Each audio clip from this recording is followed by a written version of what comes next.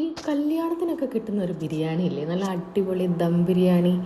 ആ ബിരിയാണി കിട്ടുന്ന ഒരു അടിപൊളി ഹോട്ടലാണ് ഈ JD. ഇത് നമ്മൾ പറമ്പത്ത് കച്ചേരിൻ്റെയും അത്തോളി ഉള്ളേരി റൂട്ടിൽ കച്ചേരി കഴിഞ്ഞിട്ട് പറമ്പത്ത് എത്തുന്നതിന് തൊട്ട് മുമ്പായിട്ടാണ് വരിക. പണ്ട് ഇവർക്ക് ഇപ്പം ഉള്ളതിൻ്റെ നേരെ ഓപ്പോസിറ്റ് സൈഡായിട്ട് ഒരു ചെറിയ ഷോപ്പായിരുന്നു. ഇപ്പം അത്യാവശ്യം നന്നായിട്ട് നല്ല വലിയ ഡൈനിങ് ഏരിയയും കാർ പാർക്കിങ്ങും ഒക്കെ ആയിട്ട് പുതിയ ബിൽഡിംഗ് എടുത്തതാണ്. ഈ പുതിയ ബിൽഡിങ്ങിൽ ഒരു പാർസൽ കൗണ്ടർ സെപ്പറേറ്റ് ഉണ്ട്, ഒരു ഡൈനിങ് ഏരിയ വേറെ ഉണ്ട്, ബാത്റൂമും വാഷ്റൂമൊക്കെ ആയിട്ട് നല്ല നല്ല ഫെസിലിറ്റീസ് ഉള്ള നല്ലൊരു അടിപൊളി സ്ഥലം. പണ്ടേ അവിടുന്ന് നമുക്കിങ്ങനെ പാർട്ടിക്കൊക്കെ വലിയ ഓർഡറിൽ ബിരിയാണിയൊക്കെ ഓർഡർ ചെയ്യുമായിരുന്നു. ഇവിടുത്തെ ബിരിയാണി ഭയങ്കര ടേസ്റ്റാണ്. ഇപ്പം നമ്മൾ ആസ് യൂഷ്വൽ ഒരു ചിക്കൻ ബിരിയാണി ഒരു ഹാഫാണ് ഓർഡർ ചെയ്തത്. ഒരു ഉച്ചയായിട്ടും ഇല്ല, രാവിലെ കഴിഞ്ഞു എന്നുള്ളൊരു സമയത്താണ് കഴിക്കാൻ പോയത്. അപ്പോൾ ബിരിയാണിയും പിന്നെ പൊറോട്ടയും ബീഫുമാണ് ഓർഡർ ചെയ്തത്.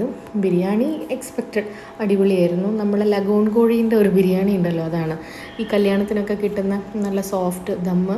ഇത് ചൂടുള്ളതുകൊണ്ടാണ് കുറച്ച് പതുക്കെ ചിക്കൻ എടുക്കുന്നത്, അല്ലാണ്ട് അത് ഹാർഡായിട്ടൊന്നുമല്ല, സോഫ്റ്റ് ചിക്കനാണ്. ആ അച്ചാറും നല്ല ടേസ്റ്റ് ഉണ്ടായിരുന്നു. ഒരു കാരക്കേൻ്റെ ഡേറ്റ്സിൻ്റെ ഒരു അച്ചാറില്ലേ അത്. ഈ ബീഫാണെങ്കിലും നല്ല തേങ്ങാക്കൊത്തൊക്കെ ഇട്ടുള്ള ബീഫ്, നല്ല പൊറോട്ടയായിരുന്നു. പക്ഷെ ബിരിയാണിയാണ് എപ്പോഴും ഹൈലൈറ്റ്. നല്ല സർവീസായിരുന്നു, നല്ല സ്റ്റാഫുകളായിരുന്നു. മറ്റേ പഴയതിൽ നമുക്ക് അത്ര സൗകര്യത്തിലിരുന്ന് കഴിക്കാനൊന്നും പറ്റില്ലായിരുന്നു. ചെറിയൊരു ഏരിയ ഉണ്ടായിരുന്നുള്ളൂ. ഒരു 10 പേർക്ക് മാക്സിമം ഒരു 4 ചെയർ മാത്രമുള്ള ഒരു 4 ചെയറല്ല, ഒരു 4 ടേബിളും അത്ര മാത്രം ആൾക്കാർക്ക് കഴിക്കാൻ പറ്റുള്ളൂ. ഇവിടെ കുറേ പേർക്ക് കഴിക്കാം. പാർസൽ കൗണ്ടർ വേറെ ഉണ്ട്. പുറത്ത് ജ്യൂസിനും സ്നാക്സിനും ഇതാ ഇങ്ങനത്തെ ഒരു ഏരിയ ഉണ്ട്. ഈ നെയ്വടയൊക്കെ കണ്ടിട്ട് കൊതിയായിട്ട് വാങ്ങിച്ചിട്ട് പോയതാണ്. അതേപോലെ ഭയങ്കര ജ്യൂസി ആയിരുന്നു. സ്വീറ്റ്സ് ഇഷ്ടമുള്ളവർക്ക് ഇഷ്ടമാവും. ഓക്കെ.